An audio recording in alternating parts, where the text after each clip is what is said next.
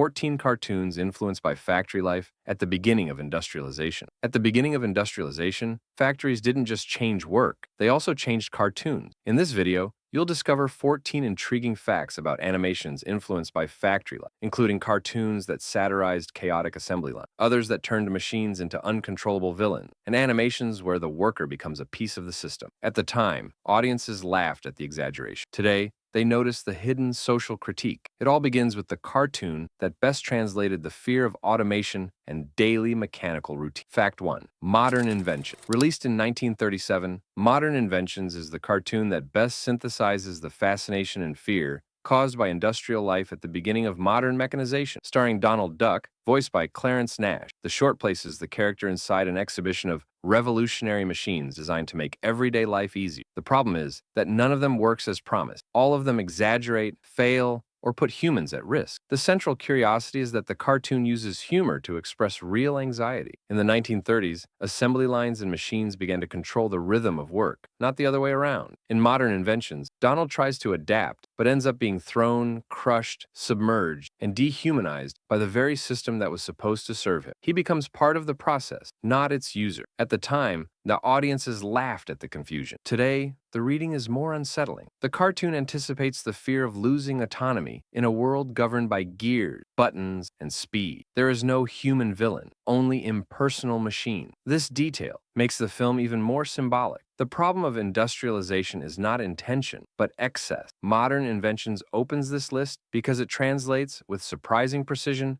the birth of the conflict between worker and mechanized system, a theme that would dominate factories, cities, and the imagination of the entire 20th century. Fact 2. Building a Building. Released in 1933, Building a Building uses a construction site as a direct metaphor for the beginning of industrial urban life. The cartoon places Mickey Mouse, voiced by Walt Disney, working on a construction project where everything functions like an improvised assembly line. Elevators, beams, pulleys, and gears create a system that demands constant repetition, mechanical precision, and obedience to the machine's rhythm. The curiosity lies in how human labor is portrayed. Mickey does not control the process, he reacts to it. Each task is interrupted by technical failure, excessive speed, or implicit commands from the system itself. The building grows, but the worker wears down. The humor arises from the mismatch between the human body and industrial logic. At the time, audiences laughed at the visual confusion. Today, the cartoon sounds like a clear commentary on the accelerated industrialization of cities. Construction is not presented as harmonious progress, but as a hostile, noisy, and dangerous environment. And there is no visible boss, only machines determining the pace. Building a Building is important because it shows that as early as the beginning of the 1930s, animation already understood factories and their urban equivalent as spaces where the worker becomes part of the machinery. There is no verbal criticism, only repetition, risk, and exhaustion turned into comedy. Fact 3. Mickey's Service Station. Released in 1935, Mickey's Service Station turns a simple mechanical shop into a clear portrait of the factory logic that was beginning to dominate urban daily life. The cartoon shows Mickey Mouse, Donald Duck, and Goofy operating a service station that functions like an improvised microfactory, where each character performs repetitive tasks under constant pressure for time and efficiency. Nothing there is artisanal, and everything depends on rhythm, sequence, and coordination. The curiosity lies in how work is dehumanized by the system itself. The characters do not talk about the job. They simply react to mechanical demand, changing tires, tightening bolts, refueling, cleaning. Each failure creates a chain reaction, just like in a real assembly line. When one gear goes out of control, the entire environment collapses. At the time, audiences laughed at the physical chaos. Today, the cartoon sounds like a direct critique of modern industrial labor, where human error is punished with immediate overload. There is no visible villain, only the logic of productivity. The car is treated as the absolute priority, while workers become disposable accessories. Mickey's Service Station is symbolic because it shows that even outside large factories, the industrial mindset was already shaping small businesses. Work ceases to be skill and becomes process. And when the process fails, no one knows how to stop. Fact 4. Clock Cleaners. Released in 1937, Clock Cleaners transforms the maintenance of a massive clock into a clear representation of work governed by time. The cartoon places Mickey Mouse, Donald Duck, and Goofy performing a dangerous job inside a gigantic mechanism that never stops. For the first time here, Goofy appears with the voice of Pinto Colvin, reinforcing the contrast between human behavior and mechanical logic. The central curiosity lies in the symbolism of the clock. It is not just an object, it is the factory itself. Hands, springs, and gears function like a vertical assembly line, where any mistake means falling, being crushed, or falling behind. And the characters are not working to finish the task, but to keep the system running continuous. Stopping is not an option. At the time, audiences laughed at the physical tension. Today, the cartoon reveals something deeper: industrial time as an absolute tyrant. There is no visible boss, only the clock imposing rhythm and discipline. Human bodies adapt curious to the gears, slipping, hanging, almost being absorbed by the machine. Clock Cleaners is one of the most precise examples of how animation captured the beginning of modern factory life. Here, the worker does not produce objects, he keeps time running, and that is exactly what makes him so vulnerable within the mechanized system. Fact 5. The Riveter. Released in 1940, The Riveter brings the factory universe to the center of the narrative by portraying heavy industry as an environment governed by strength, repetition, and constant risk. The cartoon follows Popeye, voiced by Jack Mercer, working in a metal shipyard where rivets, steel plates, and deafening noise define the rhythm of the day. Here, work is not adventure. It is continuous, physical, and exhausting production. The curiosity lies in how the human body is treated as a tool. Popeye must adapt to the machine, not the other way around. Rivets fly like projectiles. Hammers operate in almost automatic cadence, and any distraction becomes an immediate accident. The entire environment feels like a raw assembly line with no real pause or safety. The humor comes from exaggeration, but the tension is constant. At the time, audiences saw this as a celebration of American industrial strength. Today, the reading is more ambiguous. The cartoon glorifies productivity, but also shows the worker at the mercy of the system. There is no concern for comfort or choice, only for continuing to produce. The Riveter is important because it shows a phase of industrialization in which physical vigor was still the main capital. The factory appears as a space where the worker's value lies in bodily endurance. It is the animated portrait of a world where stopping was not an option and producing was a continuous obligation. Fact 6. Betty Boop's Busy Bee. Released in 1932, Betty Boop's Busy Bee portrays commercial work as a direct extension of early industrial urban logic. In the cartoon,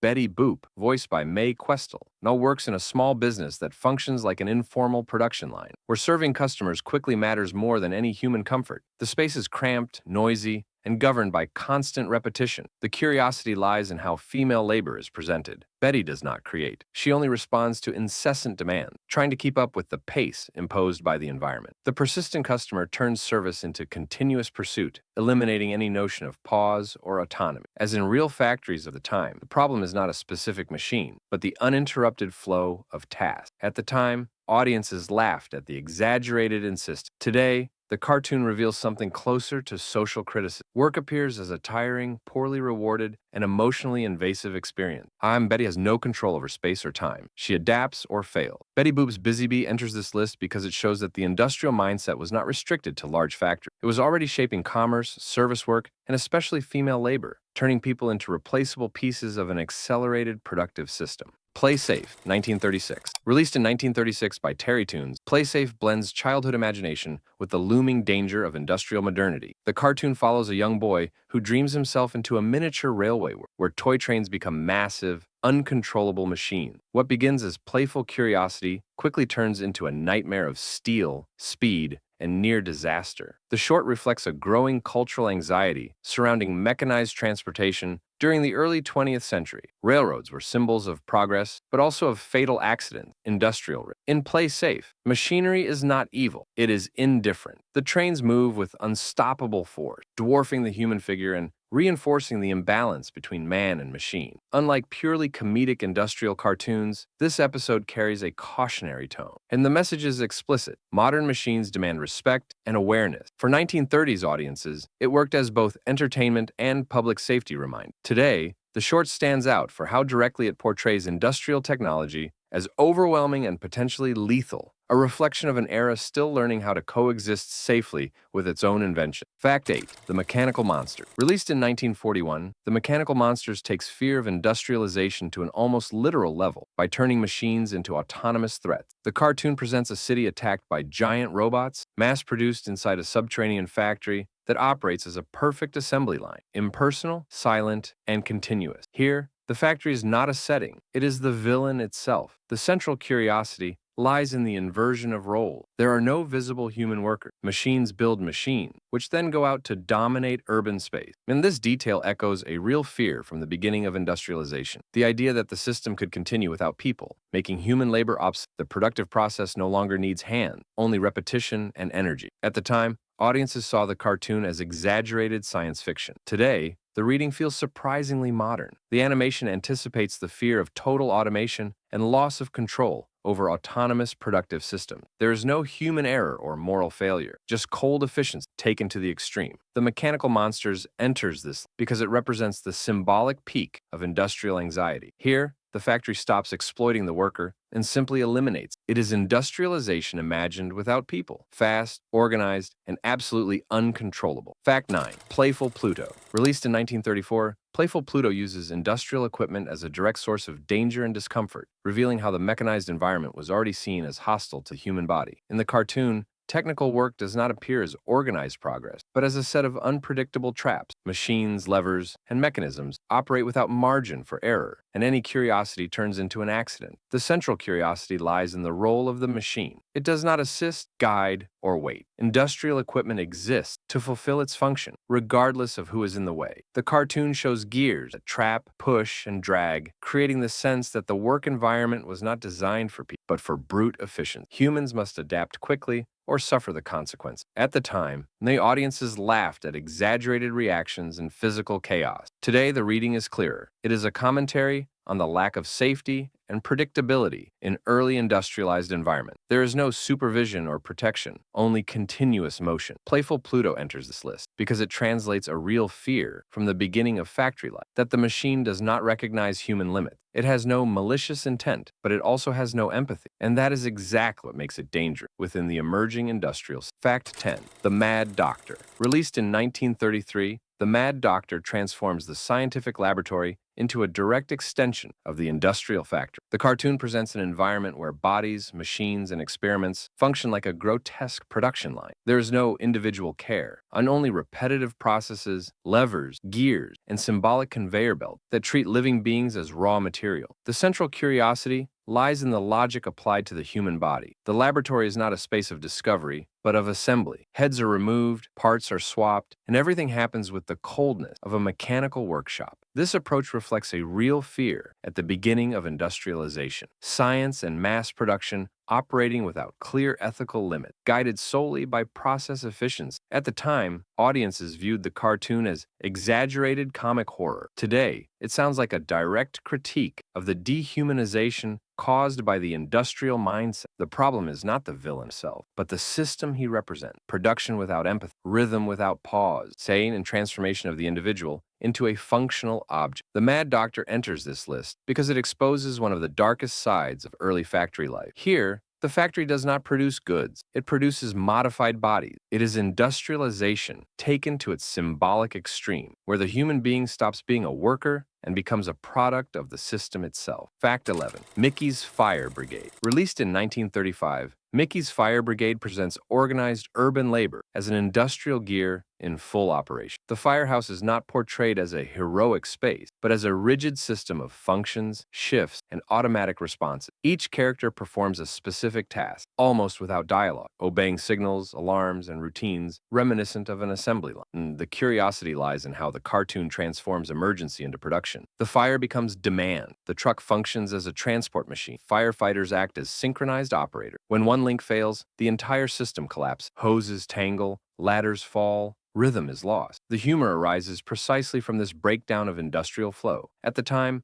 audiences saw the situation as comic confusion. Today, the reading is clearer. It is a critique of mechanized urban labor, where efficiency is valued more than human adaptation. There is no room for real improvisation. Everything depends on the perfect functioning of the system. Mickey's Fire Brigade enters this list because it shows that the factory mindset did not remain confined to factory. It invaded public services, emergency shifts, and professions once seen as vocation. Work becomes a gear, and when the gear fails, chaos is inevitable. Fact 12. Donald's Tire Trouble. Released in 1943, Donald's Tire Trouble uses a simple mechanical problem to expose the stress of manual labor in a world increasingly dominated by industrial objects. The cartoon follows Donald Duck trying to fix a tire that seems to have a will of its own. The task, which should be routine, turns into an endless cycle of effort, frustration, and repetition, exactly like factory routines of the time. The central curiosity lies in the unequal relationship between worker and object. The tire is not a passive tool. It reacts, escapes, falls apart,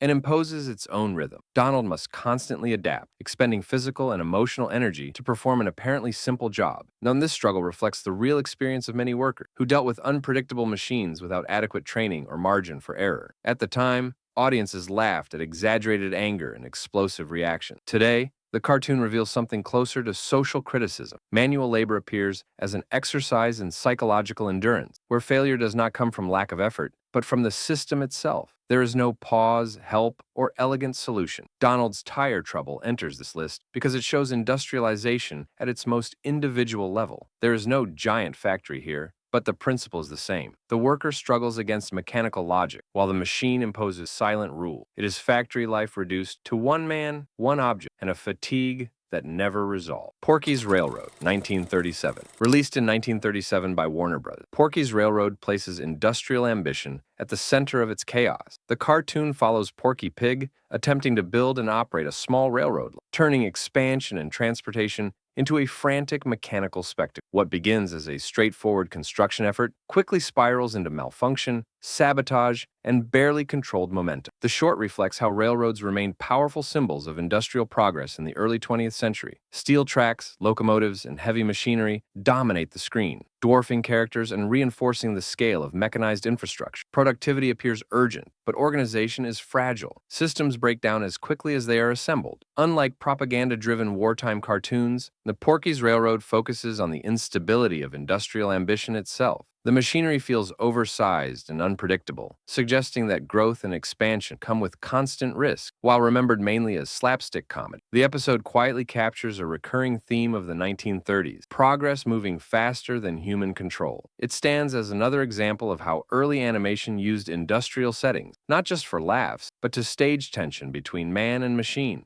Fact 14. Mickey's Steamroller. Released in 1934, Mickey's Steamroller closes the list with a symbolic portrait of urban industrialization in its simplest and most revealing form. The cartoon places a heavy machine at the center of the action, advancing through the city without any sensitivity to its surrounding. The steamroller does not negotiate, slow down, or adapt. It simply fulfills its function: move forward, level, and continue. The central curiosity lies in the relationship between man and machine. Mickey does not truly control the equipment. He tries to keep up with it. The machine dictates rhythm, path, and consequence. Houses, streets, and objects are crushed without malicious intent, merely by mechanical efficiency. This reflects a real fear at the beginning of industrialization. Urban progress advancing faster than human capacity to react. At the time, audiences laughed at exaggerated destruction. Today, the cartoon sounds almost like social commentary. The machine represents construction in factories and forced modernization, while the human appears as an impotent operator, facing the very instrument he was supposed to dominate. Mickey's Steamroller closes this list because it summarizes the logic of early factory life. Systems too big to stop, too simple to care. Here, industrial work does not oppress through cruelty, but through indifference. And that may be the most enduring critique of all. Cartoons, from the beginning of industrialization, reveal more than innocent humor. They expose the clash between the human body and machine, routine and chaos, efficiency and exhaustion. These animations turned factories, workshops, and urban services into visual metaphors of modern labor. At the time, they provoked nervous laughter. Today, they function as a critical record of a world learning to live under mechanical rhythm, continuous production, and systems indifferent to people with lasting consequences.